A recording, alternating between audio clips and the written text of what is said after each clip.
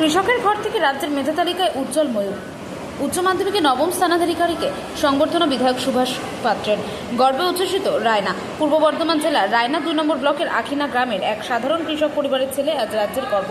উচ্চ মাধ্যমিক পরীক্ষায় 488 নম্বর পেয়ে রাজ্যের মেধা তালিকায় নবম স্থান অধিকার করেছে ময়ূর পাল। আর এই সাফল্যে খুশির হাওয়া শুধু পরিবারের নেই, কটা রায়নায় রাখা জুড়ে। ভাই কতটা আনন্দিত আজকে? খুবই আনন্দিত। এরকম একটা রেজাল্ট, প্রথম যেহেতু তৃতীয় সেমিস্টারে একটা ভালো ফল হয়েছিল, এবারও আশা ছিল যে একটা ভালো ফল হবে এবং খুবই ভালো লাগছে। কারণ এরকম জায়গা থেকে তো মানে আগে আমি কোনদিন শুনিনি। আমি হয়েছি, এবারে পরে নিশ্চয়ই হবে আমার যারা জুনিয়র আছে। তো খুবই ভালো লাগছে পুরো জেলার পশ্চিমবঙ্গের মধ্যে এরকম স্থান পেতে। মানে বাবা পেশায় কৃষির কাজের সঙ্গে মা গৃহবধূ, সেই জার্নিটা কতটা ছিল?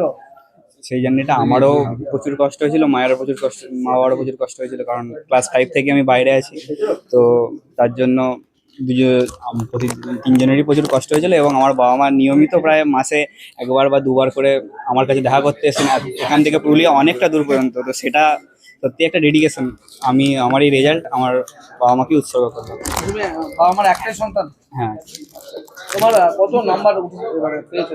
আমি এইচএসে 488 পেয়েছি 500-এর মধ্যে। 488 আগামী দিনে কি হতে চাও তুমি? আগামী দিনে আমি কোনো একটি আইআইটি বা যাদবপুরে ইঞ্জিনিয়ারিং পড়াশোনা করতে চাই। এই যে এত রেজাল্ট, তোমার প্রিয় সাবজেক্ট কি? আমার প্রিয় সাবজেক্ট বরাবরই অঙ্ক ছিল, ম্যাথামেটিক্স। তো সেটা নিয়েই আমার খুব ভালো লাগে। তার জন্য এছাড়াও অন্যান্য ফিজিক্স, কেমিস্ট্রি এগুলো ভালো লাগে। আজকে যে এই যে বিধায়ক সাহেব এলেন আপনার বাড়িতে, তোমার বাড়িতে কেমন লাগছে? খুবই ভালো লাগছে এরকম যে আমাদের এরকম সাধারণ লোকের বাড়িতে এত বড় লোক আসবেন, এটা মানে সত্যি খুব ভালো লাগছে। এরকম এর আগেও তো পুলিশের তরফ থেকে এসেছিল। হ্যাঁ, এর আগেও কিছুদিন আগে এসেছিলেন ওসি সাহেব, এসডিও সাহেব এসেছিলেন, তখনও খুব ভালো লেগেছিল। এই যে এখন এই পরবর্তী জেনারেশন যারা মাধ্যমিক বা উচ্চ মাধ্যমিক দেবে, সেই ভাইদের উদ্দেশ্যে কি বলবে তুমি?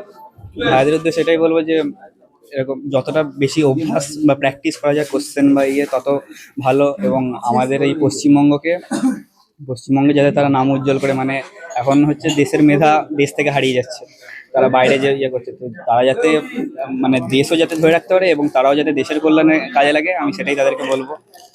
এবং তারা যাতে ভালো ফল করতে পারে। এই পড়াশোনার পাশাপাশি আর কি কি ভালো লাগে? পড়াশোনার পাশাপাশি আমি মিশনে থাকতাম, তো আমাদের নিয়মিত ওখানে ফুটবল খেলা হতো এবং ফুটবল খেলতে আমার খুবই ভালো লাগতো। আমি নিয়মিত ওখানে ফুটবল খেলতাম, তবে ঘরে এসে সেটা মিস করি, আর সেটা হয় না। চাও যে গ্রামের যারা ছেলেরা যারা মানমুখী হোক, একদম গ্রামের উন্নতি করুক, আমাদের ব্লকের উন্নতি করুক এবং আমাদের রাজ্যের উন্নতি করুক, নিশ্চয়ই সর্বোপরি দেশের উন্নতি সেটা। ধন্যবাদ।